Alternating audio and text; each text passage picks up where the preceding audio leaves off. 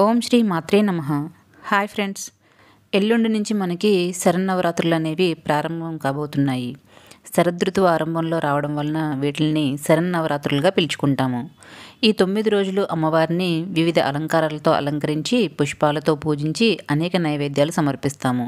అమ్మవారు మహిషాసురుడితో ఏకధాటిగా 9 పగళ్ళు 9 రాత్రుల్లో యుద్ధం చేసి 10వ రోజైన ఆ విజయదశమి రోజు విజయం సాధించారు. అమ్మవారు విజయం సాధించిన ఆ ఆశ్వయుజ దశమి రోజునే మనం దసరాగా జరుపుకుంటాము. మరి ఈ 9 రోజులు అమ్మవారిని ఏ విధంగా పూజించాలి, ఏ రకంగా అలంకరించాలి, ఏవి నైవేద్యాలుగా సమర్పించాలి, అలంకరించవలసిన చీర రంగు ఏమిటి, అలాగే పూజించాల్సిన పుష్పాలు ఏమిటి, మనం అమ్మవారిని ఈ విధంగా కొలవడం వల్ల మనకు వచ్చే ఫలితాలు ఏమిటి, దానాలు ఏమిటి, ఇవన్నీ కూడా వివరంగా నేను ఈరోజు వీడియోలో తెలియజేస్తాను ఫ్రెండ్స్. అలాగే మొదటి అవతారం యొక్క విశిష్టతను కూడా తెలియజేస్తాను. వీడియో అంతా స్కిప్ చేయకుండా చూడగలరు. 2024వ సంవత్సరం దేవీ నవరాత్రులు మనకి ఆశ్వీజ శుద్ధ పాడ్యమి అనగా అక్టోబర్ 3వ తారీఖున గురువారం నాడు ప్రారంభమవుతాయి ఫ్రెండ్స్. అలాగే ఆశ్వీజ శుద్ధ నవమి అక్టోబర్ 11వ తారీఖున శుక్రవారం నాడు మనకి నవరాత్రులు అనేవి ముగుస్తాయి. ఆ మరుసటి రోజున 12వ తారీఖున మనం శనివారం దసరాగా జరుపుకుంటాము. సాధారణంగా మనం దేవీ నవరాత్రులలో మొదటి రోజు అమ్మవారిని శ్రీ స్వర్ణ కవచాలంకృత దుర్గాదేవిగా అలంకరించడం చూస్తూ ఉంటాము. కానీ ముందు సంవత్సరం నుంచి ఈ అలంకారాన్ని అనేది మార్చారు. అది చండీదేవి యొక్క అవతారాన్ని అనేది ప్రవేశపెట్టారు. కాబట్టి మొదటి రోజున మనం శ్రీ బాలా త్రిపుర సుందరీదేవి అవతారాన్ని కొలిచి పూజించాలి. మనస్సు, బుద్ధి, అహంకారం ఇవన్నీ కూడా శ్రీ బాల త్రిపుర సుందరీదేవి ఆధీనంలో ఉంటాయి. అక్షమాలను ధరించిన ఈ తల్లిని ఆరాధిస్తే మానసిక బాధలు తొలగి సంతోషం కలుగుతుందని, సుఖ సంతోషాలు కలగాలని ఆ బాల త్రిపుర సుందరీదేవిని ఆరాధిస్తారు.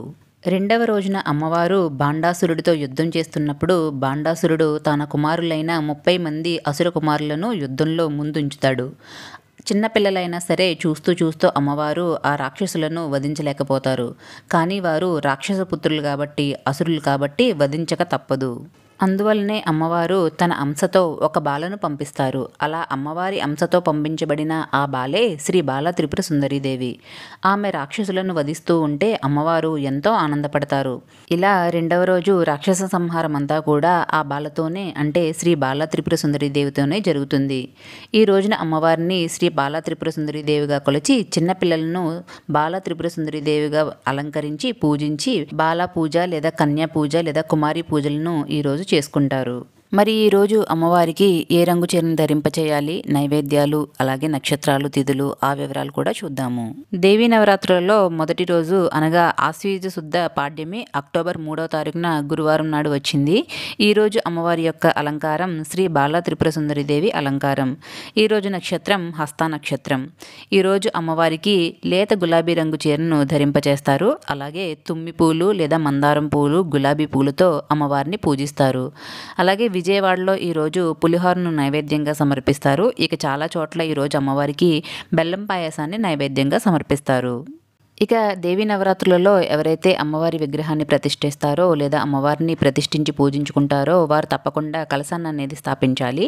ముందుగా కలశాన్ని స్థాపించి తరువాత అమ్మవారి విగ్రహాన్ని అనేది ప్రతిష్ఠించి అఖండ దీపం అనేది వెలిగించుకోవాలి. ఇవన్నీ కూడా నవరాత్రుల యొక్క మొదటి రోజునే చేయాలి. అలాగే కలశ స్థాపన చేసేవారికి కలశ స్థాపన ముహూర్తం ఏంటో కూడా చూద్దాము. కలశ స్థాపన ముహూర్తము అక్టోబర్ 3వ తారీఖున ఉదయం 6:07 నుండి 7:18 వరకు కూడా కలశ స్థాపన ముహూర్తం అనేది ఉన్నది ఫ్రెండ్స్. తరువాత 10:18 వరకు కూడా సమయం అనేది బాగానే ఉంది. ఒకవేళ ఆ సమయంలో కుదిరిన వారు 10:18 లోపు కలశాన్ని అనేది స్థాపించుకోవచ్చు. ఇక ఆ సమయంలో కుదిరిన వారు అభిజిత్ ముహూర్తంలో ఉదయం 11:46 నుండి 12:47 వరకు కూడా అభిజిత్ ముహూర్తంలో కలశాన్ని అనేది స్థాపించవచ్చు. ఈ రోజు అమ్మవారిని ఇలా ధూపదీప నైవేద్యాలతో పూజించి బాలా స్తోత్రాలను లేదా బాలా అష్టోత్రాలను కూడా చదువుకోవాలి. కుదిరిన వారు తప్పకుండా వస్త్రాలను దానం చేయొచ్చు. ఒకవేళ వస్త్రదానం చేయలేని వారు కనీసం ముత్తైదులకు జాకెట్ ముక్కనైనా సరే ఇవ్వవచ్చు. ఈరోజు అమ్మవారిని ఈ విధంగా పూజించడం వలన మనకు కలిగే ఫలితం సద్బుద్ధి, అలాగే కార్యసిద్ధి.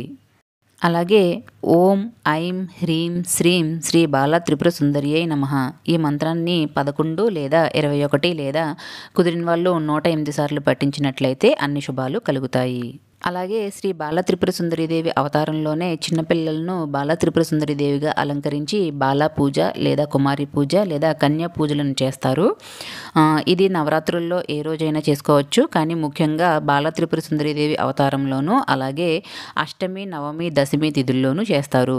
మరి ఈ బాలా పూజను ఏ విధంగా చేయాలి, ఎవరికి చేయాలి, ఎందుకు చేయాలి, ఎలా చేయాలి, ఆ వివరాలన్నీ కూడా నేను ఒక వీడియోలో తెలియజేశాను ఫ్రెండ్స్. ఆ వీడియో లింక్స్ అనేవి నేను డిస్క్రిప్షన్లో ఇస్తాను. ఎవరైనా చూడని వాళ్ళు ఉంటే ఆ వీడియోస్ కూడా ఒకసారి చూడగలరు. అలాగే చాలా ప్రాంతాల్లో అంటే ఉత్తరాది ప్రాంతాల్లో కానీ లేదా శ్రీశైలం వంటి ప్రాంతాల్లో కానీ అమ్మవారిని ఈరోజు శైలపుత్రీదేవిగా అలంకరించి పూజిస్తారు. వృషభాన్ని అధిరోహించి కిరీటంలో చంద్రవంకను ధరించి యశస్సు కలిగి భక్తుల మనోవాంఛలను తీర్చే మాతగా శైలపుత్రి మాత్రను కొలుస్తారు. ఈరోజు అమ్మవారిని శైలపుత్రీదేవిగా కొలిచి పూజించి ఈ మంత్రాన్ని అనేది జపించాలి. వందే వాంఛిత లాభాయ చంద్రార్ధకృత శేఖరాం వృషారూఢాం శూలధరాం శైలపుత్రి యశస్వినీం. అనగా కుడి చేతిలో త్రిశూలాన్ని, వామహస్తంలో పద్మాన్ని, వృషభవాహినిగా అవతరించిన శైలపుత్రుని స్మరించడంతోనే శ్రవణం చేసినంతనే విజయోత్సాహం కలుగుతుందని భావము. ఈరోజు ఈ విధంగా అమ్మవారిని శ్రీ శైలపుత్రీదేవిగా కొలచి మనఃవాంఛలను తీర్చే మాతగా ఆరాధిస్తారు.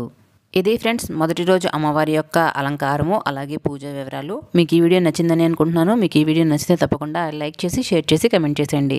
సబ్స్క్రైబ్ చేసుకోవడం మర్చిపోదు ఫ్రెండ్స్, ప్లీజ్ సబ్స్క్రైబ్ చేసుకోండి. అలాగే నా నెక్స్ట్ వీడియోస్లో అమ్మవారి అలంకారాల యొక్క వివరాలన్నీ కూడా తెలియజేస్తాను. ప్రతిరోజు నా వీడియోస్ని ఫాలో అవ్వగలరు. అలాగే కన్యా పూజ వీడియో లింక్స్ అనేవి నేను డిస్క్రిప్షన్లో ఇస్తాను ఫ్రెండ్స్. ఎవరైనా చూడని వాళ్ళు ఉంటే ఆ వీడియోస్ కూడా చూడగలరు. మళ్ళీ నా నెక్స్ట్ వీడియోలో కలుస్తాను. అంతవరకు సెలవు.